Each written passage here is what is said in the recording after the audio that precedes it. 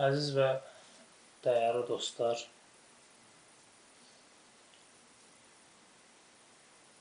mən inanıram ki, Allah Taala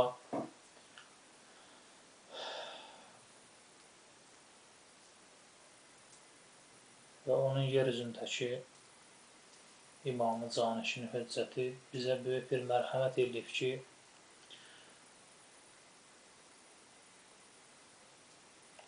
cümə gününün axşamında biz bir yerə toplaşaq, əsrin höccəti İmam Mehdi əleyhissalam haqqında müəyyən müzakirələr eləyək, söhbətlər aparaq.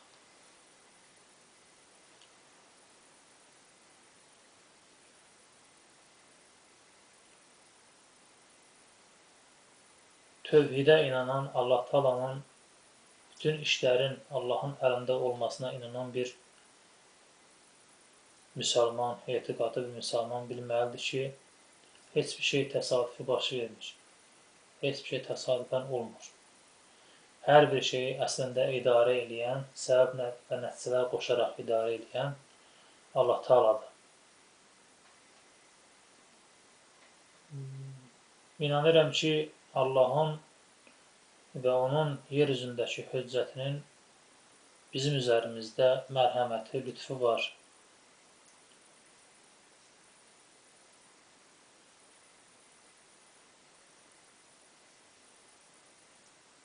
Əlbəttə ki, bu mərhəmət də səbəbsiz deyil.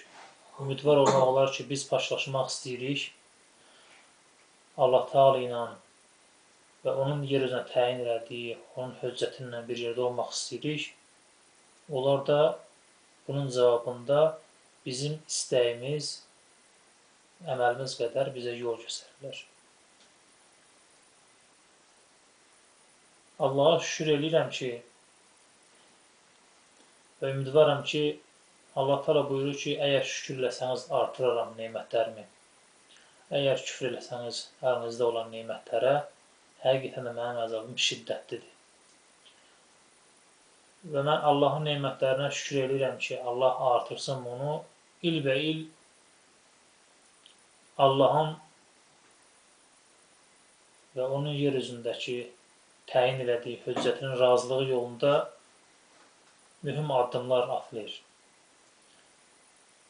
Və ümidvaram ki, bizim bu dəyərsiz əməllərimizlə Allah Taala bizi yer üzündə fitnə fəsada qarşı mübarizə aparanlar, mücahidlər sırasında yazsın və Allahın höccətinin gəlişinə, zuhuruna zəmin hazırlayanlar, şərait yaradanlar dərəcəsində eləsin. Bizi o dərəcələrdə qərar versin. Mənim indi təklif edəcəyim məsələ də İmam Mehdi əleyhissalamın mən buna inanıram. İmam Mehdi əleyhissalamın öz lütfündəndir, öz mərhəmətindəndir. Ümidvaram ki, Həzrətin öz dualarının sayəsində biz belə bir fikrə düşmüşük. Və yenə ümidvaram ki, bizim 4 nəfər olaraq təşkil elədiyimiz bu məclis davamlı olar, sayımız çoxalar, başqa yerlərdə təşkil olunar. Və Allah Taala bizi bu məclisin qədrini bilənlərdən eləyər. Bu cür məclislərdən uzaq düşdüyümüzə görə bizi cəzalandırmaz. İmam Səccad əleyhissalam Əbu Həmzə Sumaliyə öyrətdiyi Ramazan ayının səhərlərində oxunan duada deyir ki, bir neçə cümlələr qeyd edir. Sonra deyir ki, bəlkə görübsən ki, Allah, mən alimlərin məclislərindən uzaq düşürəm, ona görə mənə qəzəb edibsən. Elm məclisindən insanın imanını, marifini, mərifətini, insanın baxışlarını genişləndirən, artıran şeylər, məclislərdən uzaq düşmək Allah Taala'nın insana qəzəbini artıran bir şeydir. Biz ümidvarıq ki, Allah Taala bizim belə məclislərdə iştirakımızı günbəgün daha da çoxaldar, daha da sıxlaşdırar və bizi Həzrətin özünün sevdiyi insanlardan eləyər inşallah. İmam Mehdi əleyhissalam haqqında söhbətə neçə baxışdan, neçə cəhətdən yanaşmaq olar. O budur ki, ümumi şəkildə insan başlasın İmam Mehdi əleyhissalam haqqında söhbətdən.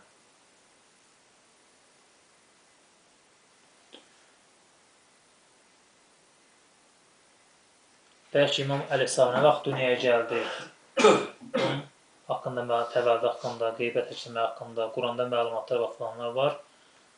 Mən bu biraz fərqli metod seçdim. Birbaşa İmam Mehdi əleyhissalamın bəhsinin içinə daxil oluruq, ondan sonra yavaş-yavaş bu məsələlər açıla bilər.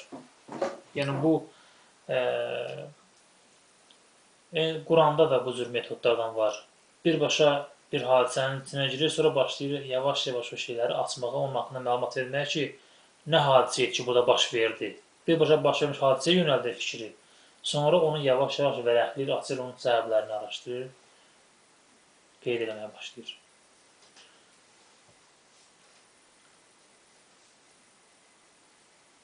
İmam Mehdi əleyhissalam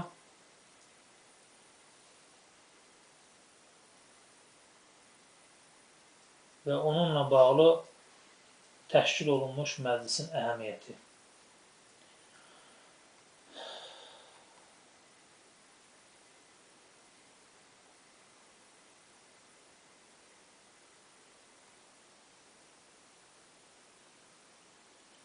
Keçən dəfələrə deyəsən qeyd edirik. İmam Mehdi əleyhissalam elə bir şəxsiyyətdir ki, heç bir müsəlmanın onun şəxsiyyəti haqqında şək şübhəsi yoxdur.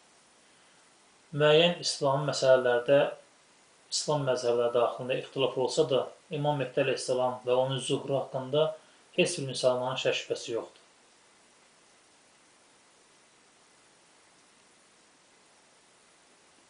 Peyğəmbərimizdən İmam Mehdi əleyhissalam haqqında nə qədər hədislər var. Ondan sonraki əsrlərdə imamlarımız tərəfindən nə qədər hədislər qeyd olunur İmam Zaman əleyhissalam haqqında. Sonraki əsrlərdə İslam alimləri haqqında İmam Mehdi əleyhissalamı tanımaq haqqında nə qədər kəlamlar qeyd olunur. Böyük-böyük ariflər, böyük-böyük şəxsiyyətlər. İmam Mehdi əleyhissalam mövzusu İslamın ən vacib mövzularından biridir. Məxsusən də Əhl-i Beyt məktəbində İmamlığın fəlsəfəsi haqqında məlumatı olan şəxs bilir ki, İmam Mehdi əleyhissalamsız hərəkət, yüksəliş, tərəqqi qeyri-mümkündür. Burada misal üçün bir-iki cümləyə nəzərə yetirək. Əhl-i Beytin dilindən nəql olunmuş duada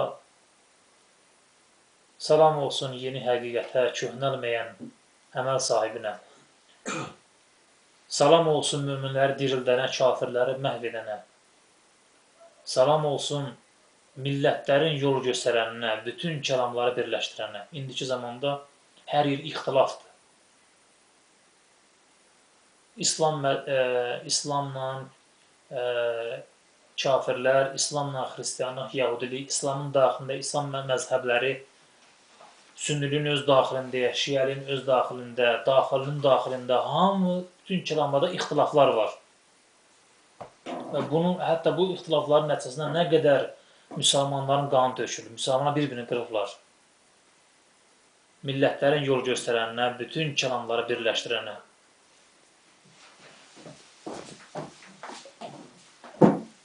Kəlamlar müxtəlifdir, fikirlər ayrıdır.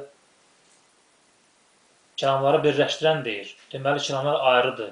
Ayrı-ayrı kəlamlar haradan törüyür? Zehinlər ayrıdır ki, ayrı-ayrı sözlər çıxır ağızlardan. Əgər zehnimiz bir olsaydı, heç vaxt başqa-başqa sözü danışmazdıq.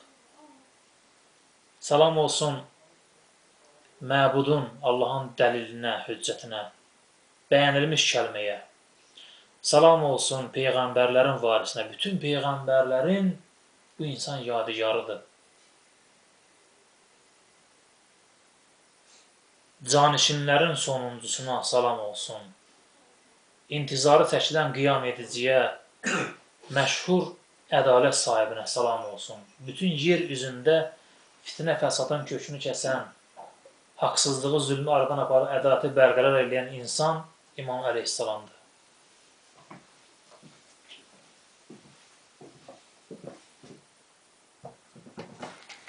salam olsun qaranlıqlar günəşinə, kamil aya, salam olsun insanların baharına. İndiki İmam Əleyhisselamın qeybə çəkildiyi dövrdə insanlıq ölüb, insanlığın qışıdır.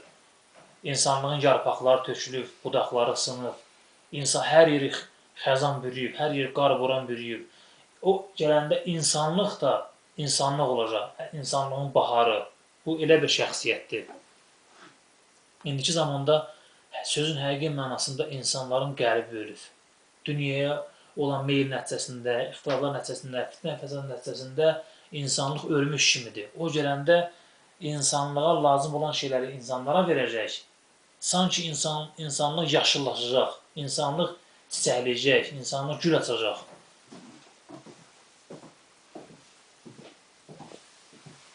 Görün, bu şəxs nə mühüm şəxsdir. Şahidəm ki, bizə təsdiq etdirir. Ziyarətnamə deyir ki, deyir ki, mən şahidəm. Qəbul elətdir ki, deməkdir ki, əslində sənin həqiqətən bu olmalıdır. Şahidəm ki, həqiqətən də sənin tərəfdarlarındır qələbə çalanlar. İmam Əleyhisselamın tərəfdarı olmadan qələbə, müvəffəqiyyət qeyri-mümkündür. Hər bir əsrdə dostlarındır nicat tapanlar. İmam Əleyhisselamın dostu olmadan nicat tapmaq qeyri-mümkündür. Əsl səadət. Düşmənlərindir ziyana uğrayanlar. Ziyana İmam Əleyhisselamın qarşısında olan hər bir şəxs mütləq ziyana uğrayır. Həqiqətən də sən bütün elmlərə sahibsən. Bütün bağlıları yaransan. Hər nə gizli var İmam Əleyhisselam onu aşkarlayır. Heç kimin çata bilməyəcək bir öncüllükdəsən. Bəşərin ən öncül şəxsi sənsən. Səndən öndə heç kim ola bilməz. Danışılası, seviləsi, öyləsi, yeganə şəxs sənsən. Elə isə nə ondan bundan danışırsan, nə ona buna vurğun olubsan. İmam Əleyhisselam özü insanların içindədir, insanların baharı insanların içindədir. Parlaq ay, saçan günəş, doğan ulduz insanların içindədir. Amma biz müsəlmanların, xüsusən də Əhl-i-Beyt tərəfdarlarının danışığı, öydüyü, təriflədiyi başqa-başqa insanlardır, başqa-başqa əqidələrdir, başqa-başqa meyillərdir. Dəyərlər, meyarlar, ölçülər, tərəzilər dəyişib, başqa şeyin arxasındadırlar. Kamil insan bizim kənarımızdadır, bizim içimizdədir. Mən Facebookda bir dənə qeyd yazmışdım, o eşqlə bağlı. Deyirəm, əsl aşiq, sevləsi insan kənardan baxır sənə ki, sən divləri qucaqlayırsan. Acı-acı sənə gülür ki, ay qardaş, o deyil, mənəm, yəni sevləsi insan mənəm, sən qucaqladan divdir. Zahirdə mələk libas geyinir. Bizim bəyəndiyimiz, sevdiyimiz, seçdiyimiz divlərdir. Əsl insan kamil varlıq kənarda qalır.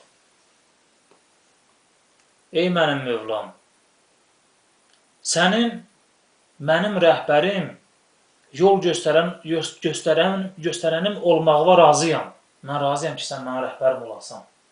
Demək istəyir ki, bu dua demək istəyir ki, sən onu özlə rəhbər bilməlisən. Razıyam yəni ki, sən mənim rəhbərim olmalısan. Da mənim öz nəfsim yox, İmam Əleyhisselam gəlində deyəm ki, məktub yazam ki, qayıt get, gəldiyin yerə, bizim sənə ehtiyacımız yoxdur. Bir qrup alimlər İmam Əleyhisselama eşidirlər, zuhur eləyib, məktub göndərəcəklər. Ki, nəyə gəlsən sən? Özümüz elə işləyirik də, maşallah, kitab yazırıq, minbərə çıxırıq, kaset bıraxırıq, falan eləyirik. O göstərir yəni? Hə, hədisdə var. Amma deyirmiş ki, zuhur eləyəcək. Bəlkə deyilmiş ki, qəflətdə olanlar olur, ki, bilmədə... Nəfs mani olur da. Elə deyirəm. Deyirəm, bilən qəflətdə olar ki, xəbərlər yox ki, buradan zuhur eləyəcək. Yalan söhbət. Yox, Peyğəmbərimizin zamanında o dövrdə yaşayan insanlar, Yahudilər zətlər, bilirlər ki, Peyğəmbər gələcək. Quran deyir ki, onlar Peyğəmbəri öz övladlarını tanıyan kimi tanıyırlar. Xüsusiyyətləri, boyu, buxunu, cismi xüsusiyyətləri, kürəyində xal olmağı, hamısını atasına adana kimi, haradan doğulacağı, nədir olacaq, hamısını bilirdilər. Və deyirlər ki, zalimlar azada. Peyğəmbərimiz gələcək, sizə göstərəcəyik. Peyğəmbər gələndən sonra dedilər ki, niyə bizdən çıxmadı? Bizdən, niyə ərəblərdən çıxdı? Yahudilərin içindən çıxmadı. Ama şeytan demiş. Nəfs ortaya çıxdı. Və yaxud dedilər ki, Peyğəmbər misal üçün gəldi, deyir ki, kasıblara yardım eləməlisiniz, var dövlətinizdən ehsan eləməlisiniz. Qəbilə rəisindən qulun arasında heç bir fərqi yoxdur. Qulla ağası eyni, Allah yanında eyni şeydir. Bunlar nəfsləri o şey. Amma elə bildi ki, Peyğəmbər gəlib bunların mənafiyinə xidmət edəcək. Bunların istədiyini imza edəcək, bunların istədiyini qol çəkəcək ki, bəli, halal olsun sizə, yiyin üçün kef eləyin. Amma Mənim ümmətimiz və səni heç kimlə dəyişmərəm. İmam Əleyhisselam haqqında ibarənin yüksəkliyi və səndən ayrısını mövlam etmərəm, səndən başqasını özümə rəhbər seçmərəm mən, nə nəfsim, nə başqaları, ancaq yeganə insan sənsən bizim rəhbərimiz. Sən həqiqətən də sabit haqsan, heç vaxt dəyişməzsən sən. Və mən sənin qeybət çəkilmənin uzun çəkilməsinə görə nalayiq danışmıram, şəkkə düşmürəm. Deyirəm ki, bəlkə də filan, bəlkə də şəkkə düşmürəm mən. Demək istəyir ki, şəkk eləməyin də. Sənə bu şeyləri etiraf elətdirməklə dua öyrədir ki, əslində, sən qeyb uzun çəksə də Allahın qüdrətinə inanmalısan ki, Allah bir insanı 1000 yox, milyon il yaşada bilər. Nə problem var ki, burada? Məyər Allah Teala nə yaxşı qarğa 300 il yaşayır, ağaçlar neçə min il yaşayır, heyvanlar var neçə yüz il yaşayır, insanlar olublar ki, 500 il, 1500 il, 2000 il yaşayıblar. Nə olur ki, Allah Teala'nın sevib seçdiyi bir insan, kamil elmlərə sahib olan bir insan, cismə aid, ruha aid, yeməklərə aid, içmələrə aid, təbiətə aid, kainata aid, hər şeyin elmi bilən bir insan uzun müddət əbədi yaşayanmaz. Nə yaşır Xızır Peyğəmbər neçə min illərdir yaşayır. Nə problem var ki burada? Xızır Peyğəmbər də cəmaatın arasında görsənir, yəni... Yox, o görmür. Sənin gizli qalmağının uzun çəkməyi məni çaşqınlığa salmır. Allahın səninlə bağlı verdiyi vəd haqdır. Hökmən zuhur baş verəcək. Bəziləri hədisədə var ki, zuhurla bağlı bəzi xüsusiyyətlər birdən ola bilsin ki, müəyyən məsləhətlərə görə baş verməsin. Hədisi söyləyən imamdan nəql edəndə bizə hədisi ona ravi deyirlər. Narahat olur ki, imama deyir ki, birdən imamın zuhuru da belə şey ola bilər. Allah birdən məsləhət görməz, deyər ki, dayı zuhur eləməsin. Deyir, yox, o hökmən baş verən işlərdir. Allahın vəd etdiyi işdir. Və ayət edir ki, Allah heç vaxt öz vədinə xilaf çıxmaz. Allah Teala vəd edib ki, qiyamət günündən öncə hökmən İmam Əleyhisselamın zuhuru baş verməlidir, yer üzünə fitnə fəsad kəsilməlidir. Bu Allahın verdiyi vəddir, hökmən də həyata keçəcək. Allahın səninlə bağlı verdiyi vəd haqdır, həyata keçməlidir. Səninlə öz dininə edəcəyi kömək doğrudur. Sənin rəhbərliyinlə, səni özünə rəhbər eləməklə səadətə yetişən adamın xoş halına, səni inkar etməklə bədbəxt olanın vay halına. Burada İmam Əleyhisselam kimdir? Nə mühüm şəxsiyyətdir? Əməllərin qəbulu əməllər sənin vilayətinə, yəni sənin rəhbərliyinə bağlıdır. Səni özünə rəhbər seçməyən insanın əməlləri Allah Teala dərəcəndə qəbul deyil. Bir qəbiliyə bir padşah elçi göndərir. Deyir ki, ay cəmaat, hər nə verəsizsə bu adama verin. Bu adam mənəm elə bil, mənim canişinimdir. Göndərmişəm sizə tərəf. Hər nə deyir mənim sözümdür, itaət eləməlisiniz. İtaət eləməlisiniz, vay halınıza ha. Ona itaət eləməyən padşaha itaət eləməkdir əslində. Padşah özü rəsmi şəkildə bildirir ki, bu itaət olması vacib olan şəxsdir. Allah Teala yerin göyün padşahı Peyğəmbərimizin vasitəsindən bildirir ki, Peyğəmbərimizin 12 nəfər haqq canişini var. Əvvəlincisinin adını söylüyor, sonuncusunun adını söylüyor. Və Peyğəmbərimiz lənətdir o insanları ki, mənim İmam Mehdi Əleyhisselam haqqında verdiyim, danışdığım sözləri inkar edən şəxslərə Allahın lənəti olsun. Peyğəmbərimiz həmin şəxsləri lənətləyir ki, bəziləri durub deyiblər ki, yox, Peyğəmbərimiz heç İmam Əleyhisselam haqqında nə danışıq ki? İnkar edənləri lənətləyir Peyğəmbərimiz. Niyə əməllərin qəbulu sənin vilayətinə bağlıdır, ey İmam zamanı? Əməllərin qəbulu niyə səni rəhbər kimi tanımağa bağlıdır? Çünki əməl qəbulu Allahdır. Allah deyir ki, bu insana yer üzündə itaat vacibdir. Peyğəmbərin bu canişinidir, Peyğəmbərimizin nəslidir. Peyğəmbərimiz deyib ki, 12 nəfər xəlifəyə, 12 nəfər canişinə nə qədər ki itaat olunur, İslam əzizdir, İslam izzətlidir, İslam başı ucadır. Tarix boyu gördük ki, bunlara itaat olunmadı, Əməvi, Abbasi xəlifələrə itaat olundu, İslam həmişə zəlil oldu, İslam həmişə gerilədi. Bir müddət İslamın qızıl əsri davam elədi, güclü tərcümələr olundu, təliflər olundu, tibbdə, müxtəlif kimyada, cəbrdə, filan elmlərdə İslam dini inkişaf elədi. Ondan sonra tarab çöktü İslam tamamilə. Neçə yüz illər və Xristian dünyası bir vaxt İslam dünyasının qarşısında zəlil idi. Ondan sonra İslamı zəlil vəziyyətə qoydular. İslamın bütün var yoxunu, İslamın bütün xəzinələrini, hər nə varsa yağmalı apardılar, öz adlarına çıxdılar. Və bugün Avropa həmin elmlərin sayəsində parlamaqdadır. İslam dünyasında qapqara, İslam dünyasında zülmət içində, gerilik, cəhalət, çirkinlik, natəmizlik içində. Avropa dünyası parıldayır. Bu qədər inkişaf edir. Hara inkişaf edir Avropa dünyası? Ancaq tualet mədəniyyətini, hamam deyilən bir şey yox idi Avropada. İslam dini bütün şəhərlərdə İslam dini iki dənə şey təşkil edilirdi. Hamam, tualet, məscid. Hamam, tualet, məscid. Niyə? Çünki müsəlman gündəlik qüslə ehtiyacı var, dəstəmaza ehtiyacı var. Təmizlik də İslam dünyasında həmişə bütün İslam şəhərlərində bu mədəniyyət var idi. Allaha ibadət, cismi paçlıq, ruhi paçlıq və cismi paçlıq. Hər ikisi təmin olunmuşdur. Əməllərin qəbulu sənə bağlıdır. Kim səninlə olsa, sənin dostundursa, sənin tərəfdarındırsa, sənin bəyəndiyin yollarsa onun əməlləri Allah Teala dərgahına qəbuldur, yüksəlir Allahın dərgahına. Hər kim də bunun əksinədirsə, istəyir gecələri səhərə kimi ibadət eləsin, günüzləri orucla axşama çıxsın, uzun illər bu yolda olsa, amma bilsin ki, belə bir insan var, araşdırma imkanı var, amma araşdırmır.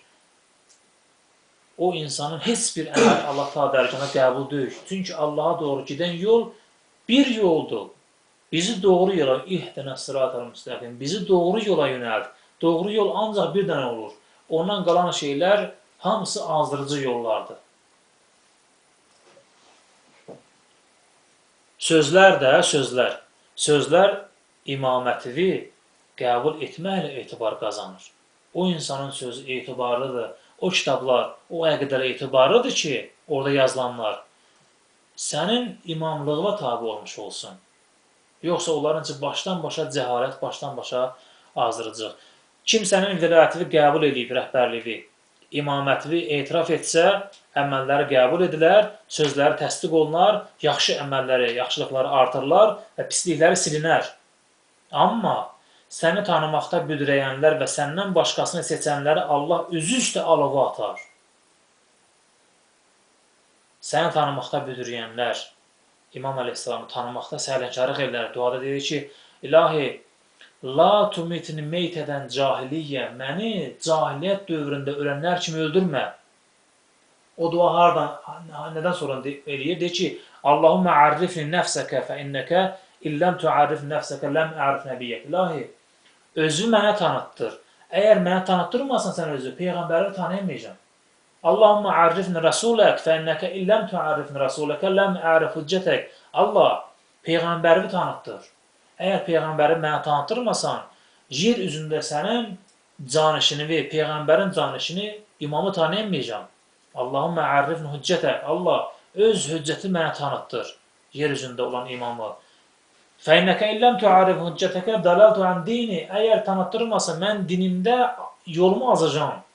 Sonra deyir ki, Allahümmə la tumitini meytədən cahiliyyə. Məni cahiliyyət dövründə ölənlər kimi öldürən müşrik, yəni kafir. Peyğəmbərimizdən əvvəlki dövrdə ilə cahiliyyət dövrü. Deməli, imamı tanımadan Allahın imamı bir nəfərə tanıtdırmadıq şəxs cahiliyyət dövründə ölmüş kimidir. Çünki yer üzündə rəhbərlik olmadan başsız qoyunlar kimi kim hara gəldi sürüyülür, kim harada gəldi oturur, kim nə gəldi bu insana yedizdirir. Qoyunlar oturanda görmüşdüm çoban oturanda qoyuna biraz belə gedir və çubuq atı ilə qavana qoyun belə gedir. Qoyun atı ilə belə gedir. Hər yerdən çubuqlar, əqidələr, müxtəlif fikirlər. O imamsız qoyunları ora-bura sürükləyir. Allah bir də zəhərli suları var, zəhərli dağıdıcı heyvanlar var, parçacı heyvanlar var, quldurlar, əqidə quldurları var. Bu insan necə salamat qalar imamın rəhbəri olmadan? Və imam qeyb pərdəsi altında olsa da, yer üzündədir, dua eləyir, kömək eləyir, yol göstərir, ilham eləyir insana. Və Əhl-Beyt tərəfdarları, imamın yolunda olmaq istəyən sadiq Əhl-Beyt tərəfdarları heç vaxt yola azmazlar. Çünki özlərini bir rəhbəriyə tabe bilirlər. Müəyyən büdürənmələr ola bilər. Amma tövbə ilə və İmam Əleyhisselamın duası sayəsində təzədən yola qayıdırlar.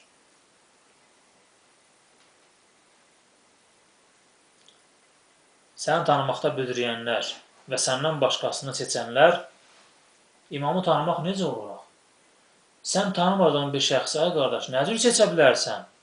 Sən imamı tanımasan, nə cür ona itaat edə bilərsən? İmamı tanımaq, onun haqqında mütaliə eləmək, onunla bağlı məclislər təşkil etməkdən başqa hansı yolla mümkündür? İmamı tanımağın ilkin şərtlərindən biri budur ki, imam haqqında yazılmış mənbələr, kitablar, dualar, ziyarətnamələr mütaliə olunsun, müzakirə olunsun. Ağay Beçənin kəlamı var, deyir ki, biz yığışıb bir yerdə İmam Əleyhisselamın nə vaxt zuhur eləcəyi haqqında söhbətləşəydik ki, biz də zuhurun intizarında olanlardan hesablanaydik. Allah Teala deyir ki, bunlar imamı gözləyənlərdəndir. Cümə gününün duasında oxuyuruq ki, və yəc'aləni minəl muntəzirinə lək. Allah məni sənin yolunu gözləyənlərdən eləsin. Deməli, imamın yolunu gözləmək çox mühüm bir məsələdir. İmamın intizarında olmaq çox mühüm bir məsələdir. Əgər sən qonaq gözləmirsənsə, qəflətdəsən, bir də baxırsan ki, qonaq qapı açdı gəldi, vay, biabırçılıq, nə ev təmizlənib, bəyənməyən, oradan buradan paltar asılıb, orada burada nələr ola bilər. Gəlir görür ki, sən evin nə gündədir, zir-zirlər yer. Deyəm, əgər sən bilmirdim ki, mən gələcəm. Nə ki, orada danışırdın ki, belə bir insan gəlməlidir. Sən belə bir insanın gəlməyi üçün özündə nə hazırlıq görürsən? Qəlb evində çirkli fikirlər, çirkli əxlaqlar, bəyənilməz şeylər. Həyatında çirkinliklər, pisliklər, imamın bəyənməyəcək şeylər. Nə hazırlıq görürsən?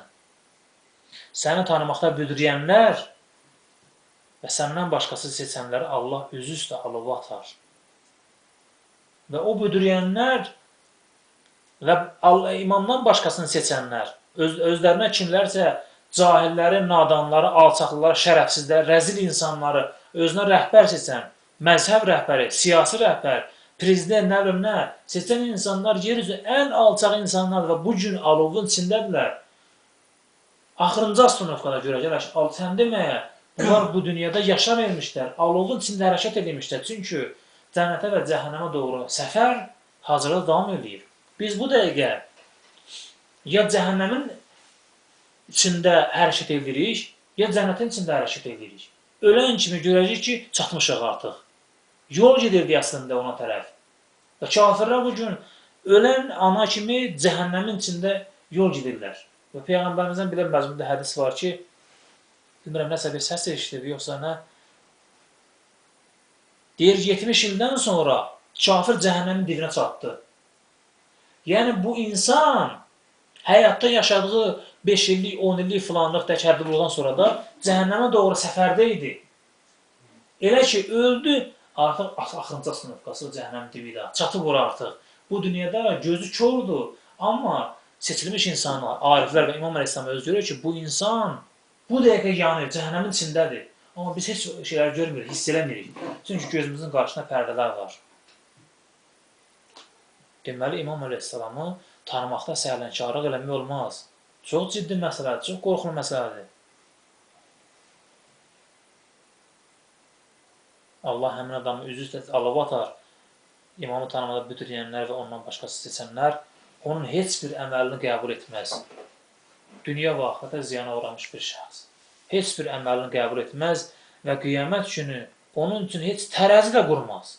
Nə əməli var ki, tərəzi nə qursun ki, yaxşı əməlini, pis əməlini nəyə seçsin ki, bu insan?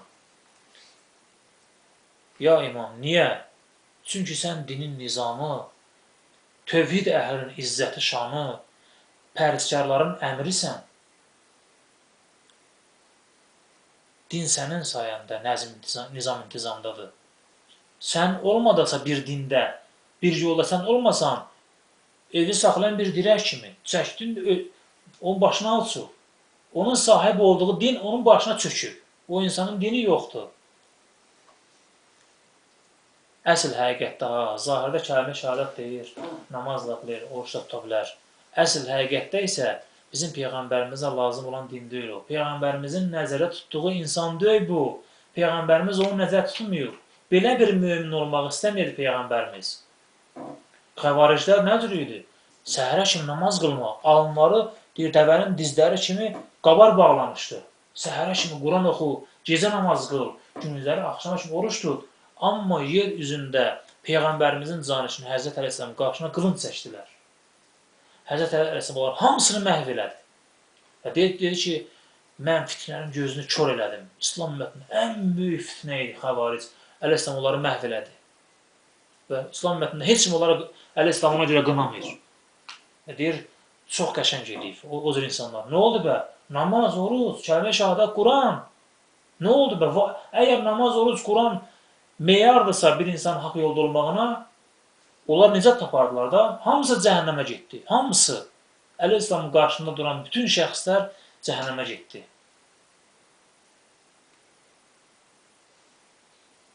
Aləmlərin Rəbbi mənə sənin haqqında bunu əmr etmişdir. Günlər uzansa da, əsrlər davam etsə də, sənin haqqında artan yalnız yəqinim. Şəkkim artmayacaq, ha? Ancaq yəqinim, sənə məhəbbətim, etimadım və zuhuruna hazırlığım olacaq. İmam Əleyhisselamın zuhuruna hazırlıq. İmam Əleyhisselam haqqında müzakirələr. Hazırlıq nədir? Fərdi, ictimai, siyasi, ailəvi. Ailəmizdə İmam Əleyhisselamın əsər əlamətləri, nişanələri varmı?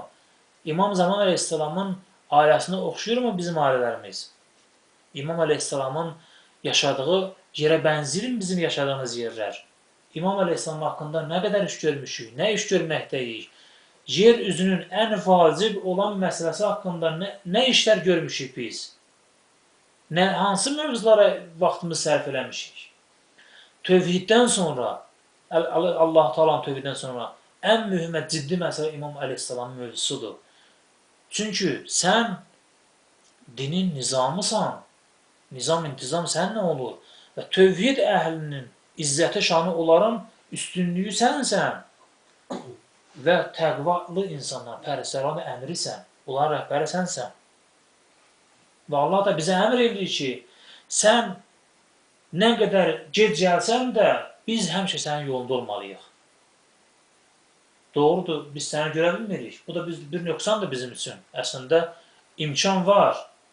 Hünərsən, kişisən, insansan, nail olur şeyə. Yol açıqdır. İmam Əleyhisselamın görüş heç kimizdən qapalı deyil.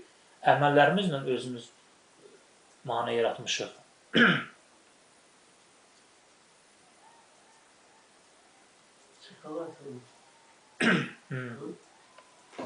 Sənə məhəbbətim artacaq ancaq, sənə etimadım, inanım artacaq və sənin zuhuruna hazırlığım artım bu sahələrdədir. Bu sahələrdədir. Günbəgün nöqsan, günbəgün geriləmək, günbəgün şək eləmək. Nə qədər biz bu mövzulardan İmam Əleyhisselamın mənəvi rabitələrdən uzaq düşürüksə, bir o qədər zuhura hazırlıq zəifləmə gedir. Sənin zuhuruna hazırlığın, dostlarımız da İmam Mehdi Əleyhisselam dostlarına çevrilməlidirlər. Onlar da İmam Əleyhisselamın gəlişini gözləməlidirlər. Bizim vəzifəmizdən biri budur ki, öz dostlarımızı da İmam Mehdi dostlarına çevirək. Onları da İmam Mehdi süfrəsinin ətrafında bir araya cəmləyək, birləşdirək. Canım, malım və Rəbbimin mənə mərhəmət etdiyi bütün şeylər sənə fəda olsun. Bu hansı rabitədir? Bizim yerimizdə başqa insan olsaydı, Deyərdi ki, bu kimdir? Axı bu insan kimdir ki, belə ibarələr var? Bunu danışan Dilman deyil ki. Bunu danışan Allah Taala'nın yer üzündə bütün günahlardan məsum, ən kamil insan, Allah Taala'nın seçdiyi bir insanın kəlamlarıdır bu.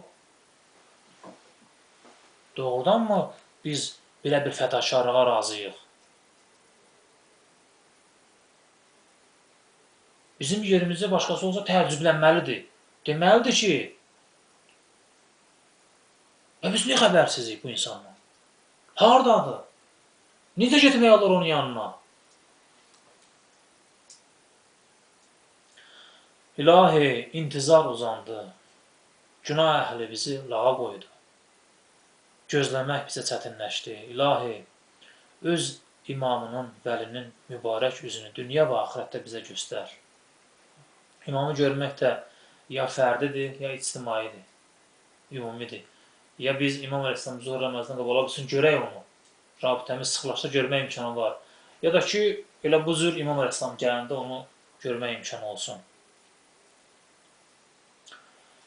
Bu, deməyim, nəyə çatdırırdı? Mövzu ciddi mövzudur. İmam Əleyhisselamla bağlı təşkil olunması lazım gələn mövzu ciddi mövzudur. Və İmam Əleyhisselam adi insan, adi şəxs deyil ki, onunla maraqlanmasaq da eyb eləməz. Onunla maraqlanmasaq da başqa şeylə maraqlanmaq olar. Başqa şeylə o maraqlanmağın əvəzini çıxmaq olar. Yox, hər nə gözəllik, hər nə yaxşılıq əməllər varsa, əgər İmam Əleyhisselamla bağlı deyilsə, İmam Əleyhisselama yetişmirsə, hamısı boş söhbətlərdir. Nə qədər istəyən kitab oxu, nə qədər istəyən ibadət elə, nə qədər istəyən kitab yaz, kitab çıxar. İmam Əleyhisselamın razılığı onun içində olmasa, hamısı boş söhbətdir. Ayətullah Kamil Arif Behçət buyurur ki, biz həyat dəryasında qərq olma ərəfəsindəyik. Məqsədə salamat gəlib çatmamız üçün Allahın hüccətinə ehtiyacımız var. Buna görə də əsrin imamına pənah aparmalıyıq ki, yolu aydınlaşdıran və məqsədə yetişən kimi bizimlə olsun, məqsədə yetişənə kimi bizlə olsun. Əhl-i Beyt hədisdə Nuh Peyğəmbərin gəmisinə bənzədilir. Heç kim salamat çıxmadı, ancaq gəminin içində olanlar salamat çıxdı. Əhl-i Beyt Nuh Peyğəmbərin gəmisinə, hər kəs Əhl-i Beyt gəmisinə mindi, salamat. Əhl-i Beyt gəmisindən kənarda olanlar hamısı yollarını azmağa məhkumdular. Və bu gün Əhl-i Beyt gəmisinin sükanı İmam Əleyhisselamın əlindədir. Əhl-i Beytin yeganə yadigarıdır. Əhl-i Beytin o biri fərdləri hamısı dünyadan gedib İmam Əleyhisselamdan başqa.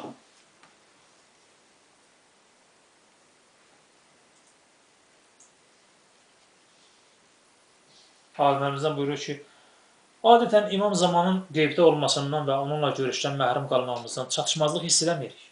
İmam Əleyhisselam görmədi, nə olacaq ki? Çatışmazlıq hiss eləmirik. Çörəyimiz və suyumuz hazırdır. Dini məsələlərdə alimə və müştəhidlərdən öyrənirik. Beləliklə, əsrin imamına nə ehtiyacımız var ki? Nə üçün çatışmazlıq hiss eləmirik? Nə üçün onun qeybdə olmasından narahat deyilik? Bunun səbəbi inanc zəifliyi və qəflətdir. Bu qəflətlər də davamlı olaraq təşkil olunmuş İmam Mehdi Əleyhisselam süfrəsində möminlərin birləşməsindən, cəmləşməsindən əmələ gələ bilər. Həqiqətdə ehtiyatsız deyilik. Ehtiyacımız var, lakin bunu dərk eləmirik. Bizim imama ehtiyacımız var. Amma başa düşmürük ki, bizim ehtiyacımız var imama. Özümüzü yalancı ehtiyaclarla təmin eləmişik. Özümüzdə dərin-dərin deşiklər açmışıq. O deşikləri yaramaz, çirkli, hisli paslı şeylərlə tıxamışıq. Elə başlamışıq ki, bizi ehtiyacı da özümüz yaratmışıq. Lazımsız şeylə özümüz doldurmuşuq onu. Əslində bizim bir dənə boşluğumuz var. Həqiqət boşluğu, ilahi boşluq, İmam Əleyhisselam boşluğu. Onu da ancaq o doldura bilər. Qalan hamısı, bütün dəlmə deşiklər hamısı Allahın məhəbbətinə suvanmalıdır, tutulmalıdır. Artıq dəlmə deşik olmamalı insanda. 100 dənə şey daxil olsun oradan buradan. Kənar məhəbbətlər, kənar duyğular, kənar fikirlər hamısı oradan buradan insana sancılsın. İnsan da özü üçün elə bilsin, nəyinəsə dolub, nəyinəsə bu insanda nələrsə var. Əslində isə çürük bir varlıqdır. Amma deyir, dərk eləmirik. Hansı bəlaya düşdüyümüzü düşünmürük. İmam Əleyhisselamın yer üzündə zahirdə hüzurun olmamağından yerə bəlalar gəlir. İnsanlara bəlalar nazil olur. İnsanlar heç kimə diqqət eləmir. Yer üzünü İmam Əleyhisselamın zahirdə içimizdə rəhbəri gəlməyindən yer üzünü zülmət bürüyüb. Amma heç kim duymur onu. Yerin bərəkətləri kəsilir. Lazım olan şeylər yoxdur. Elmin, əməlin, irfanın, çörəyin, suyun hamısının bərəkəti kəsilir. İnsanlar bunu, heç kim bunu fərqində deyil. İmam Əleyhisselamın rəhmətinin yer üzünə çıxmamağın nəticəsidir bu. Amma deyir, İmam zuhur eləyəndə yer bərəkətlərini üzə çıxaracaq, göydən bərəkətlər yağacaq. İmam Əleyhisselamın gəlişindən boşluq hiss eləməliyik, gəlişinə ehtiyac hiss eləməliyik. Ümmətin bu bəlanı özümüz əlimizdən yaratmışıq. Ümmətin pis rəftarı və imamların varlığına naşükür münasibətdə olması, bu İslam ümmətinin naşükür münasibətdə olmağı belə bir nemətlərdən imamın qeybət çəkilməyinə bahis olub bu naşükürlük. Məgər İslam dünyasında baş verən bu ixtilaf bəla deyilmi? Bütün müsəlmanlar bir-birinin canına düşür, bir-birini qırır. Müsəlman girir, lənətlik, müsəlman məscidində müsəlmanı öldürüb cənnətə getmək istəyir. Neçə yüz nəfəri partladı ki, cənnətə getsin. İslam ümməti bir-birini kafirə qıraqdan baxıb gülüşürlər, xristiyan dünyası, yəhud dünyası ki, qırılın, ölün, sizə bu da lazımdır. Gün-bə-gün aramızda yeni məzhəblər, yeni fikirlər, yeni şeylər yaratmaqdadır ki, İslam ümmətinin arasında ixtilaflar çoxalsın. Bugün açıq-aşkar görünür ki, qəlblər pərakəndə, fikirlər, məsləklər və üsullar fərqlidir. Bütün bu ixtilaf və parçalanmalar İmam zamanın qeybdə olmasından qaynaqlanır. Mən bu... Dörd xəlifə olmayıydı. İmam Əleyhisselamın xəlifə var birinci. Yəni, nəzər tutmuş İslam olub. İmam Mehdi Əleyhisselam yenə zübr edəcəkdi. O biraz maraqlı və mürəkkəb sualdır. Hər halda İmam Mehdi Əleyhisselam belə qarşı-qarşılıq olur. Ola bilsin, bəlkə belə ola bilərdi. İslam ümmətinin inkişafının və tərəqqisinin Özlü Əleyhisselam dövründə qoyulardı. Tədricən o bir imamlara doğru İslam genişləməyə başlayacaqdı yer üzündə. Və gərək imam zamanı çatanda yer üzündən bütünlə kəsiləcəkdi. İmam Əleyhisselam tez zuhur elə bilərdi. Deyir ki, İmam Hüseyin Əleyhisselam insanlar qətlə yetirəndə Allah təala yer üzünə qəzəbləndi, imamın zuhurunu naməlum müddətə kimi uzatdı. Yoxsa İmam Əleyhisselamın zuhuru tez başı verə bilərdi. İndinin özündə bəzən müsəlmanların bəzi kütləvi şəkildə nalayiq əməllər eləməyin nəticəsində zuhur geri atılır, zuhur gecişir. Pis əməllər sayəsində zuhur gecişə bilirsə, yaxşı əməllər sayəsində və yaxşı əməllərdən biri də zuhura zəmin hazırlamaqdır. İnsanları əməli cəhətdən, əxlaqi cəhətdən, fikri cəhətdən zuhura hazırlamaqdır, imamı tanıtdırmaqdır cəmiyyətdə. Onlardan biri də imam haqqında təşkil olmuş məclislərdir. Zuhura hazırlamaq, zəmin hazırlamaq nəticəsində zuhur tezləşir. Biz zuhuru tezləşdirə bilərik, imamın gəlişini, biz müsəlmanlar. Deyir ki, Musa Firon cəmaatın başına elə oyunlar açmışdı ki, dəhşət, alimlər də məcbur olaraq cəmaatı yığdılar. Allah təala yalvarıb sızladılar ki, Allah Musa peyğəmbər tez göndər. Allah təala Musa peyğəmbərin gəlişini tezləşdirdi. Deməli, günahlardan tövbə, nalə, yalvarış, ehtiyacı izhar eləmək, zahir eləmək zuhuru tezləşdirə bilər. Biz müsəlmanlar deməli, öz nalayiq əməllərimizlə öz rəhbərimizi həbs eləmişik, sözün həqiqi mənasında. Kimə nə eləmişik ki? Özümüzü yazıq günə qoymuşuq. İmam nə baş verir? İmam yer üzündə Allahın bəndəsidir, namazında, ibadətində, Allahla razı niyazda öz vəzifəsini icra edir. Heç bir Allaha heç bir etirazı yoxdur ki, Allah, mən nə qədər yaşamalıyam ki, bezmişəm falan. O söhbət yoxdur. Yəni qiyamətə kimi yaşasa da İmam Əleyhisselam Allahdan narazı, kamil insan o cürdür. Allahdan narazı eləməz. Olan bizə olur. Başımıza gələn bizim başımıza gəlir. Qapazlar bizim başımıza enir. Bizim bu məclisimizin təşkil olunmasında bu gün hədəf sentyabr ayının 2-si 2011-ci ildə İmam Mehdi əqidəsi ətrafında Vəhdət məclislərini təşkil edir. Nə vaxt idi? Bu gün təşkil edir. İndi biz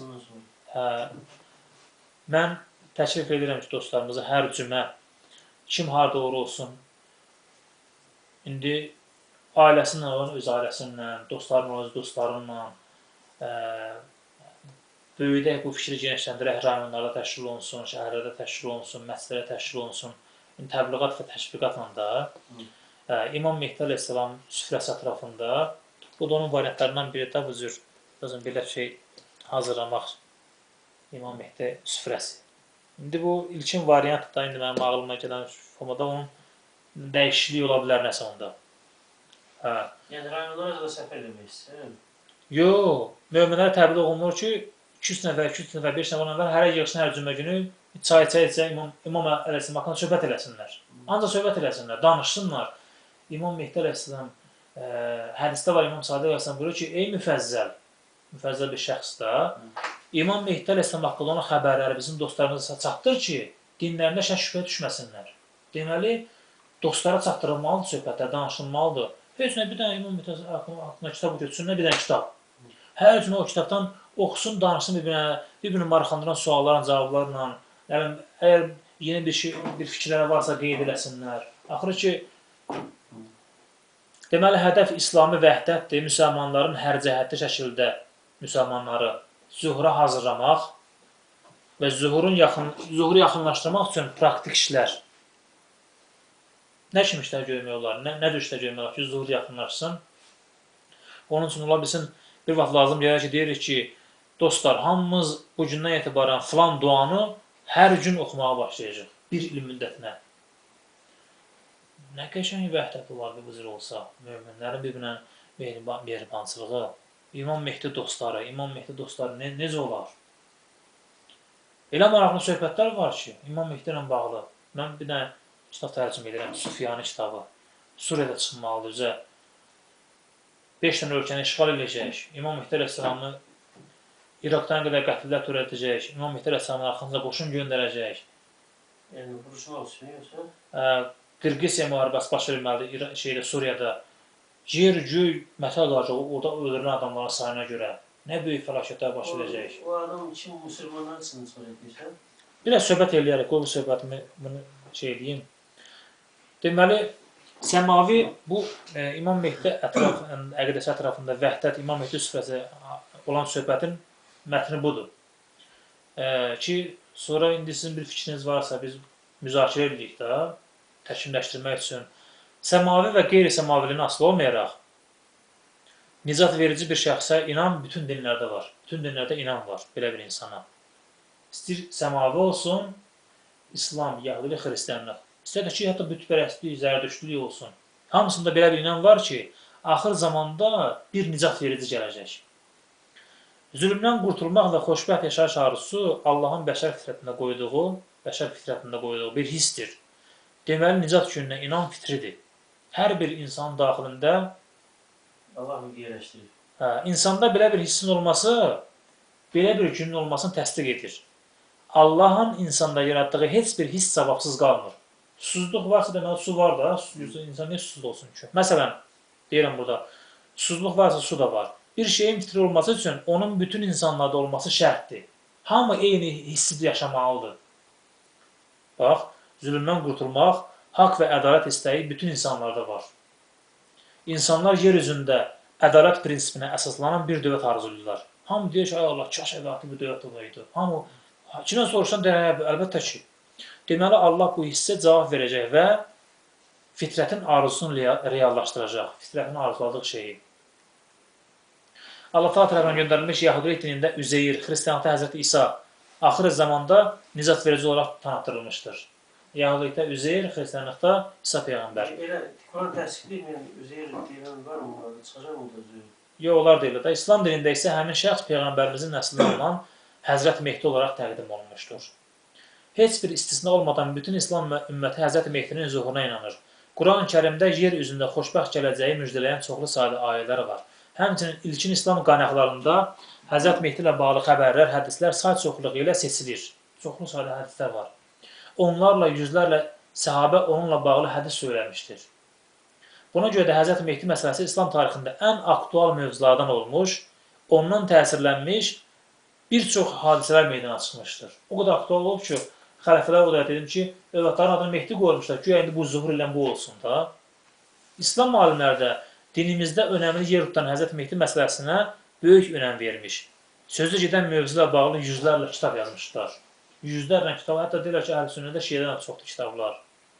Bu məsələ ədəbiyyatlarda niyə yer almıyor? Hansı ədəbiyyatlarda? Məsələn, Cəlil Məmməd Quluzadən yazdığı, ziyalılar ki, onlar indi o mövcud vəziyyətdə olan hadisələrdən zaten qələman bir araşdırma mövzusu ola bilər o. Ki, doğrudan da heç mi yoxdur, yoxsa... Baxın, məsələn, biz indi İslam'a girişməsəydik, yəni dağılmasın istəyirik. O şey heç kim xəbər olmaz, belə bir mövzu deyilən bir şey olur. Yəni, çox xəbərsizlikdir. Belə nəticə gəlmək olur ki, bütün bəşəriyyət, xüsusilə də müsəlman ümməti yer üzündə qurulacaq ədalətli bir gələcəyin intizarındadır.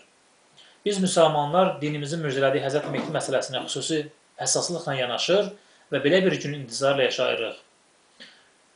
İslam məzhəbləri arasında bu mövzunun əsli ilə bağlı yeşil bir fikir var. Əsli budur ki, İmam Mehdi belə bir şəxs olacaq və zuhur edəcək.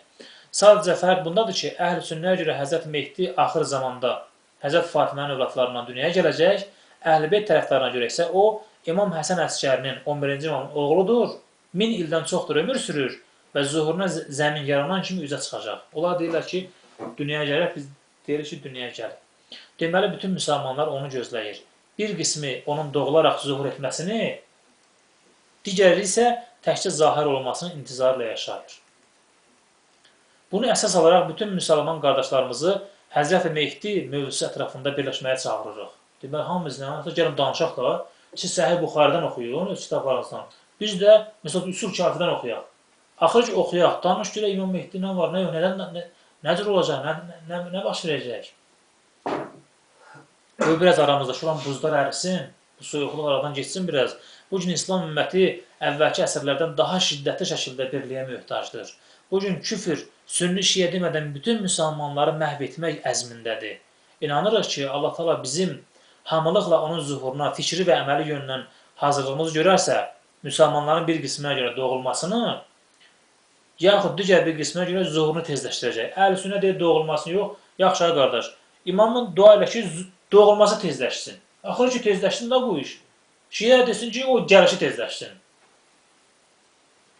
Bu isə bütün ixtilafların İslam aləmində hökm sürən gərginliklərin, qardaş qırğınlarının sonu deməkdir. Elə isə belə bir fikir ətrafında qardaşlığa bizə heç nə mane ola bilməz. Hazırda müsəlmanların vəhdəti üçün zəruri olan Həzrət Mehdi ətrafında birləşməkdir. Belə bir vəhdət ən şirin və ən effektli bir vəhdət olacaq inşallah. Bu ideal hədəfin gerçəkləşməsi üçün dəyərli müsəlman qardaşlarımıza təklifimiz budur. İmam Mehdi süfrəsinin təşkili. Belə bir süfrənin təşkilində məqsəd müsəlman qardaşlar bir araya gələrək Həzrət Mehdinin müqəddəs varlığının nuru işığına yığışmaq, onun bərəkətli vücudunun hər tərəfli bərəkətlərindən faydalanmaqdır. Bu süfrə həm maddi və həm də mənəvi nemətlərə şahid ola bilər. Yəni, müsəlman qardaşlar həm çay yaxud yemək süfrəsi ətrafında əyləşib bir yerdə elimizin gözəl adəti olan dud sürə kəsər, həm də özlərini Həzrət Mehdi ilə bağlı əqidələrini ortaya qoyarlar. Təbii ki, bu zaman qarşı tərəfin inamına hörmət hamının borcu olacaq. Məsələn, tutaq ki, qarşı tərəfə görə filan hədis zəifdir, yaxud filan hədisçi etibarı şəxs deyil. Qardaşlıq müzakirələrində belə məsələlər əslə nəzərə alınmamalıdır. Tutaq ki, sənin nəzərincə Əbu Hüreyrə yalancıdır, yox. Amma İmam Mehdi haqqında hədisi ondan sünni gəlib, İmam Mehdi haqqında hədisi Əbu Hüreyrədən nəql edir. Sən durub burada oyun çıxartmalı deyirsən, axı burada məqsəd İmam Mehdi haqqında danışmaqdır. Söhbət ondan gedir ki, bu məclislər mehribanlıq amili olmalıdır, qəlbləri isitməlidir. Onu da xatırladaq ki, bu süfrələr elmi konferanslar şəklində də təşkil oluna bilər. Amma məlum məsələdir ki, konferansları tez-tez təşkil etmək mümkün olmur. Bu süfrələri isə həftəlik cümə günləri təşkil etmək mümkündür.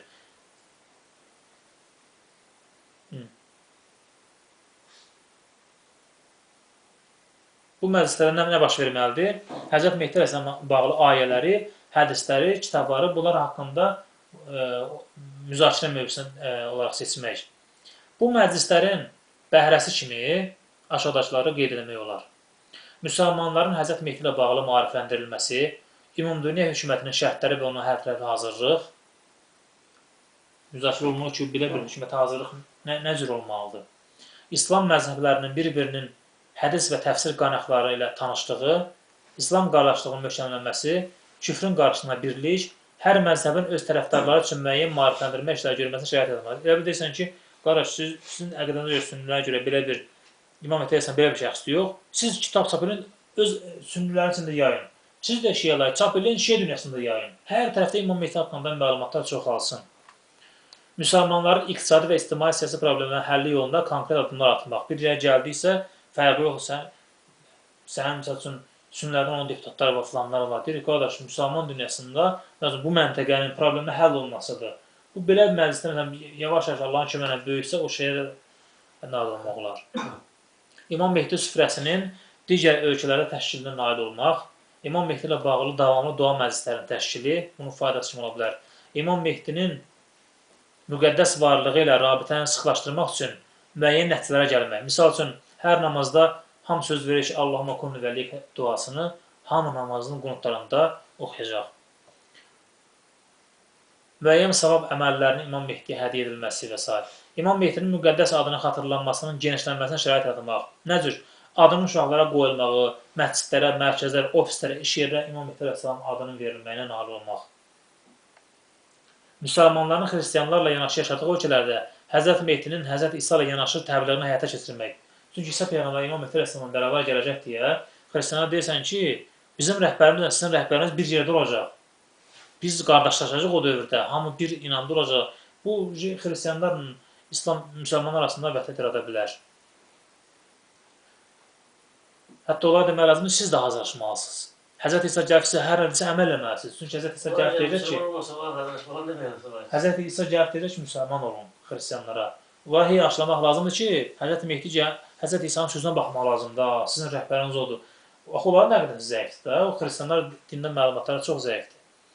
Zülmə və ədalətsizliyə qarşı mübarizəlik ruhiyyəsinin yaşadılması, Həzrət Mehdi ilə bağlı kitabların nəşri, Həzrət Mehdi ilə bağlı elektron səhifələrin hazırlanması saytlardır.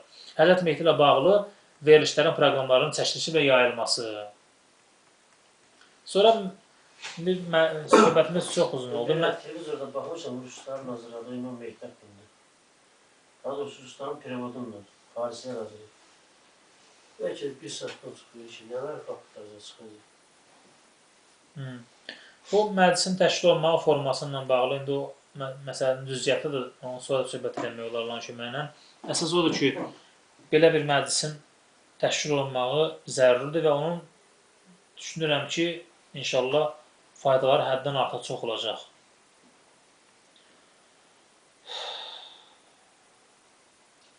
Saat neçə olun? 11. Burada mən sizə imkan varsa bir-iki dənə maraqlandıracaq məsələni oxuyum, Süfyanı ilə bağlı bayaq deməyə. O şəxsin adı Süfyanidir. Süfyani. Şəxsdir, bir nəfərdir. Suriyadan çıxacaq özdə üzə. Deməli, həmin dövrdə, onun olduğu dövrdə Suriyada kəskin ixtilaflar olacaq hökumətdə. Yəni, hökumətlə olur, yəni o? O, nədirsə üzə çıxacaqdı o adam. Hədisdə var ki, bir hədisdə var ki, qərbdən gələcək.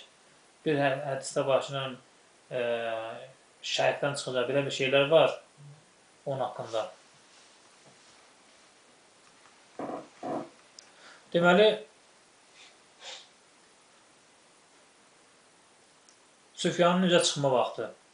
Deyir, şübhəsiz onun üzə çıxma haqqında dəqiq bir şey söyləmək olmur. Amma bəzi şeylər var ki, təxminən deyir ki, nə vaxt çıxacaq. Misal üçün, hədislərə var ki, Deyir ki, Rəcəb ayında çıxacaq. Ramazan ayının 2 ay qabaq. 2 ay qabaq, hə. Həqiqətən Süfyanın məsələsi qəti məsələlərdəndir. Onun üzə çıxması Rəcəb ayında olacaq. Başqa bir hədisdə Süfyanın hədisi mütləq olacaq. Onun üzə çıxması yalnız Rəcəb ayında olacaq. Rəcəb ayında üzə çıxacaq. Məsələn, o məlumatları, məsələn, kim söyləyib ki, hədislərə salıb? Qeybi xəbərlər, bunlar hamısı Əhl-i Beytin hədisləri. Hədis hamısı bunlar. Qeybdən xəbər vermək də bu, gələcəkdən xəbər verir. Nə baş verir? Peyğəmbərimizdən də bu. Yəni, deyirəm, hədis kimə istinad edir də, yəni bu? Kimin dilindən söylənən hədislər? İmamların. Xalqı hədis söylənmir, amma.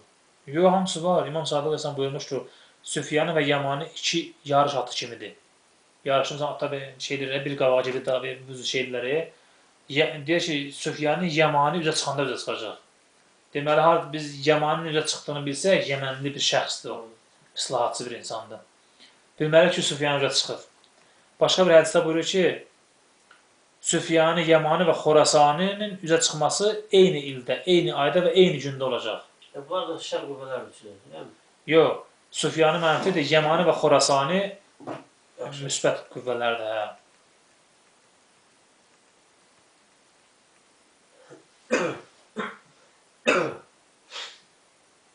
Bir hədisdə var ki, İmam Baqir Həsən buyurur, Süfyanı Kufiyə 70.000 nəfər göndərəcək. Bu zaman, yəni Süfyanı qoşunların cəmatı qırdığı vaxt Xorasandan bayraqlar hərəkət etməyə başlayacaq. Və onlar dayanacaqları sürətlə arxada qoyacaqlar. Onların arasında İmam Mehdi Aleyhisselamın bəzi əsgərləri də var. Deməli, bunlar İran tərəfindən hərəkət edəcəklər. Şeyə doğru, Kufiyə tərəf, İraqa tərəf. Və burada mən onu izah vermişəm ki, qədimdə dəvələrlə, karavanlarla gedəndə dayanacaqlar var idi. Dəvə karavanları gəlirdilər, günorta kimi gedirdilər, günorta dayanır. Orada müəyyən olmuş mənzillər var da, orada kös dayanırdı. Hədis deyir ki, mənzilləri, yəni dayanacaqlar, sürətlə arxada qoyacaqlar. O da ancaq müasir texnika mümkündür. Dəvələr heç vaxt sürətlə arxada qoymur ki, mənzilləri tapaq keçsinlər də, bu ancaq maşınlar arxada mümkündür. Müasir dövrdən xəbər verir. Və onların içində İmam Mehdi Aleyhisselamın bəzi əsgərləri də olan içindədir. Deməli, Süfyanın üzə çıxmağı yeri. Bu haqda 3 qrup hədis var. Onun qiyamı Şamdan olacaq. Şamda üzə çıxacaq. Şam, Suriya. Aleyhisselam buyurur ki, Şamda 3 bayraq çıxacaq. Əshəb, Əbqə və Süfyanı. Süfyanın bayrağını qeyd edir burada. İkinci hədis deyir ki, o Yabis çölündən çıxacaq. Yabis yəni quru məntəqəsi. Şam ətrafında olan səhralardan biridir.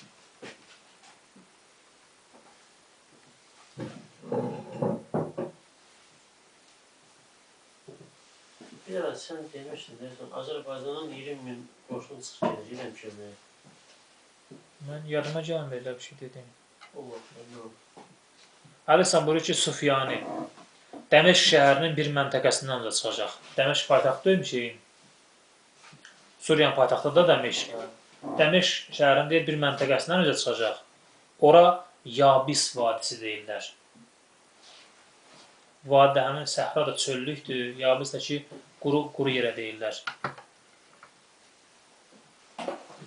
Buna əsasən bütün hədislər geçdiyi şəkildə Süfyanın üzə çıxma yerinin Şam torpağı olacağını bildiriblər. Suriya ərazisindən meydana çıxmalı. Və Süfyanın çıxmağı da Süfyanın üzə çıxmasa İmam Mehdi zuhuru baş vermir. Yəni bu insan hökmən çıxmalıdır üzə. Bunda biraz heç bu təccal sayılır, yəni təccal.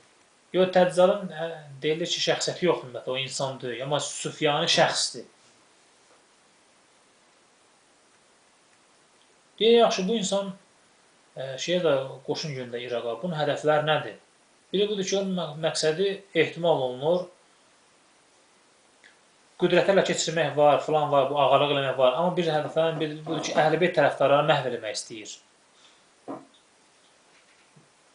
Şufa başdan evində Əhl-i-Beyt tərəfdarları, deyil mi Şufa şəhər? Demək olar ki, İmam Baqir Əslam möhtəbər bir hədisdə buyurur ki, onun qəzəb və kini təkcə bizim tərəfdarlarımıza yönəlir.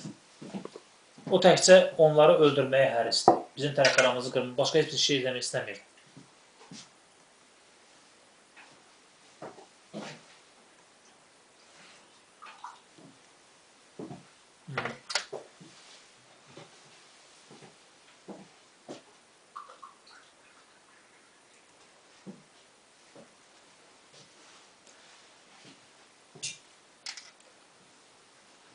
Burada bir maraqlı bu şey deyir, onun hədəflərindən biri budur deyir. İmam Mehdi əleyhissalamın dünya hərəkatının qarşısını almaq istəyir Sufyani.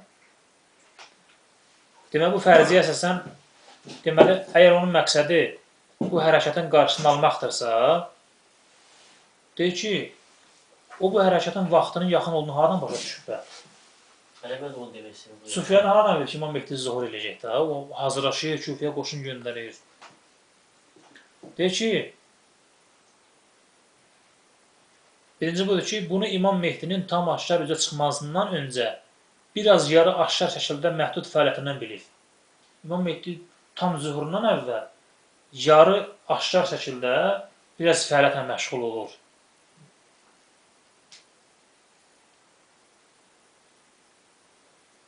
Sufyanın məlumat agentlikləri İmam Mehdinin cəmaat arasında işlərindən xəbərdar olurlar. O da həzrətlərlə keçirib qətlə yetirmək üçün öz işini başlayır. İmam Mehdinin zuhurdan qabaq yarı aşkar fəaliyyəti haqqında bəzi hədislər qeyd olunmuşdur. Həmin hədislərin bəzisi mötəbər olaraq tanıtdırılmışdır. O cümlədən İmam Bayır Rəssan deyir ki, Sufyanı Mədinəyə qoşun göndərəcək. Mədinə şəhərinə qoşun göndərir. Mehdi əleyhissalam oradan çıxaraq Məkkəyə doğru hərəkət edəcək. Eşidir ki, Sufyanın arxasında qoşun göndərir. İmam Mehdi əleyhissalam hələ kifayət qədər qoşunlar olmadığı üçün tez o şəhərdən çıxıb Məkkəyə doğru getməyə var. Harca 530 km arasında məsafə var. Yəni, bu adamlar zühurdan xəbərləri varsa da, ilahə əmrdə, ilahə əmrə qarşı nədir çıxa bilir? Onların öz bəhanələri var. Sufyanın qoşununun başçısına məlumat verilir ki, Mehdi Məkkəyə gedib. Artıq onlarla qoşun göndərilir, İmam Mehdi ələ keçirmək üçün. Bunda sərhədlər zaten bütövləşir ki, yəni, Suriya Səudi Arabistana qoşun göndərir. Hər müharibəsidir. Burada indi elə sənin bu sualın gəlmişkən mən öz qeydimi oxuyuram, sənin üçün maraqlı görünər bu. Həmin sualı oxucuda belə bir sual yarana bilər, mən yazmışam. Məhər özbaşınalıqdır. Bunu Ərəbistan necə yol verə bilər ki, kənardan kimsə onun torpağına qoşun yeritsin? Maraqlıdır, yəni bu adam deyir ki, sərhədəti yoxdur, Qur'ansı yoxdur, nə məsələ, nə qoşundur? O ölçü qoşun yerdə ki, su ölçü olsun da, Suriyyəndə su ölçü. Bunun cavabına deyirik ki, bəs necə oldu ki, Yəmən Ərəbistan qoşunlarının onun torpağına daxil olaraq, Yəmən Ərəbistan qoşunlarının onun torpağına daxil olaraq Əhl-i-Beyt tərəfdarlarını ümumi şəkildə qətlə yetirməyinə icazə verdi? Bu yaxınlarda mı? Əlbəttə ki, bu yaxınlarda. Səudi Arabistan Yəməndən çox qüdrətlidir. Özü icazə vermişdi onu. Bəlkə özün gücü çatmayıb kömək üçün deyəcək. Onda oturacaq da elə. Dünyaya bağlı rəhbər onların mənafeyini təhdid edən hər bir maneəni aradan qaldırmaq üçün heç bir variantdan çəkinmirlər. Dünyaya bağlı rəhbərlər onların hiss edəndə ki, bir dənə təhlükə yaranır və ərəb dünyasından da hamı buna qoşulmaq istəyir. O zaman hər cür şeyi ərəblər də özləri yola eləyirlər. Buna görə də onların dünyalarını təhdid edəcək hər bir hərəkətin qarşısını almaq üçün böyük həvəslə başqa ölkələrin qoşunlarının öz torpaqlarına daxil olmağına icazə verəcəklər. Məyər hazırda beynəlxalq təşkilatların qoşunları dırnaqarası terror ilə mübarizə adı altında istədikləri torpaqlara daxil olmurlar. İndi yəqin bu o vaxt ola bilər ki, Suriya Səudi Arabistan çox inkişaf edərsə. NATO'nun qoşunları harası daxil olmur indiki zamanda. NATO qüdrətli bir təşkilat. O qüdrət təşkilat deyirlər ki, Küfə şəhərində, Ərəbistanda bir terrorçu yaranır. Ey Suriyada hakimiyyətə gəlmiş Sufyani, get onu məhv elə. Hamısı Amerika, Ərəb hamı human rights deyəsən, bəşər hüququ. Bəşər hüququ, azadlıq, demokratiya, terrorla mübarizə, məhv lazım. Bütün agentliklər televiziyalar şey eləyir, hamı da İmam Mehdi terrorçu kimi tanıyır. Və İmam Mehdi əleyhissalam deyir, bayrağını açanda Məkkədə, yer üzünün şərqində və qərbində olanlar hamı bu bayrağı lənətləyəcək. Halbuki bu Rəsulullahın bayrağıdır. Onda kanallar hamısı yerindədir, təbliğatlar hamısı yerindədir. Bu da bir insandır da. Allah da hər şey möcüzə eləməlidir ki, bunun ətrafında 313 nəfər qoşun olmalıdır. Məkkədən çıxanda 10.000 nəfər qoşun artmalıdır. Və bunlar mübarizə ilə, mücahidə ilə, şəhidlər verməklə qələbə çalacaqlar. Nə olmalıdır? Görün, daş yağmalı deyil ki. Peyğəmbərimiz daş yağdırmaqla qələbə çaldı. Qılıncla qələbə çaldı. Məntiqlə, ağılla qələbə çaldı. İmam Mehdi Əleyhisselam Peyğəmbərimizin övladıdır. Amma müəyyən üstünlüklər olmaqla da o yer üzündə tam hakimiyyət almaq üçün müəyyən şeylər olmalıdır. Gözə görünməz mələklər köməyə gələcəklər İmam Mehdi Əleyhisselam qoşununa. Nələr də o hər halda. İmam Mehdi Əleyhisselam haqqında İmam Mehdi ilə bağlı bəhslər maraqlıdır, şirindir, çoxdur və söz danışmaqla qurtarmaz. Yəni, nə qədər belə məclislər olsa, təşkil olsa, davamlı olsa, yenə yeri var və adamda çox qəribə və qəşəng şövq, həvəs yaradır və insanda fantastik, xəyali zuhurdan real, həqiqi bir zuhura insanda inam yaradır ki, öyle bizim yaşadığımız zamanda çox təbii şəkildə bu şey baş verə bilər. Bu şərtlə ki, biz yuxuda və qəflətdə olmayaq, birdən-birə desinlər ki, nəsə baş verdi, sonra da o xəbər anketliklərinin elədiyi təbliğatlar nəticəsində biz yolumuzu çaşaq və şəkkə düşək. Bu çox qorxulu bir şeydir.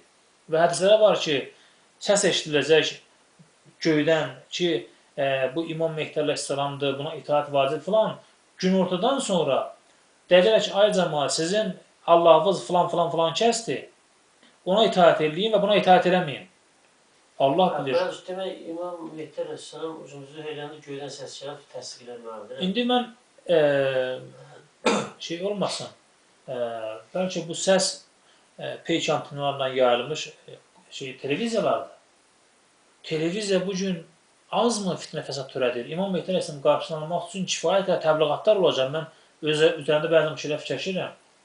Və Peyğəmbərimizin əleyhinə Əbu Cəhəllər, Əbu Süfyanlar, Əbu Ləhəblər cəmaata deyirlər ki, ay cəmaat, onun yanına getməyin ha. Sizə elə şeylə deyəcək ki, yolumuza daşınız. O da qulağına pambıq taxırlar belə ki, kimsə Şəhbən qıran frank qaçırdılar şeydən. Bəzilər deyirlər ki, belə çıxardır, cıqla görüm nə danışır, o dəqiqə Peyğəmbərə cəzb olunurdular. İmam Mehdi Əleyhisselam zuhur eləyəndə bu şeylər baş versin. Və ehtimal ki, baş verəcək. Peyğəmbərin dövründə onun əleyhinə təbliğat aparılırdısə, İmam Əleyhisselamın dövründə də onun əleyhinə təbliğat aparılacaq bir mümkün var. Bu, yer üzündə yaşayırıqsa, yer üzünün təbii qayda qanunları, nə qədər ki, fitnə fəsad kəsilmir yer üzündən, yalancılar, fırıldaqçılar, şarlatanlar indi var. İmam Mehdi Əleyhisselam gələn kimi göydən bir dənə şüa gəlib, onları məhv eləməyəcək ki. Yox, İmam demək istəmir. Deyirəm, yəni ki, İmam Mehdi Əleyhisselamın zuhurunu nə təsdiq edəcək? Yəni, insana haradan durub bu İmam Mehdi Əleyhisselam. Bu haqqında məlumat var mı? Nəsə təsdiq edilir? Bax, Peyğəmbərimiz, Əhl-i bu qədər hədislər nə üçün buyurublar? Hədis bəyanat verir. Yəni, tutaq ki, zuhur edilər. Nişanələrindən deyir, Sufyani İmam Mehdi'dən qabaq zuhur edəcək. Sufyani. Sən Sufyani görən kimi yəqin bil ki, 5-6 ay sonra zuhur baş verəcək. Sufyani Rəcəb ayında çıxacaq. İmam Mehdi Əleyhisselam Məhərrəm ayının 10-unda olmalıdır, səhv eləməsəm. Deməli, Rəcəbdən ayın kimi Şaban, Ramazan, Şəvval, Rəbiül Əvvəl, Zilqədə, Zilhəccə, Məhərrəm. 6 aydan sonra İmam Mehdi Əleyhisselam zuhur eləməlidir. Hökmən, o dəqiqə, hökmən ciddi şəkildə şey olmalıdır. Ondan sonra deyir ki, filan şey olacaq, filan şey olacaq, filan şey olacaq, hədislər hamısını sadalayıblar da, o nişanları nə üçün sadalayırlar? Möminlərə demək istəyir ki, diqqətli olun ha, filan şey gördünüz o dəqiqə hazır olun.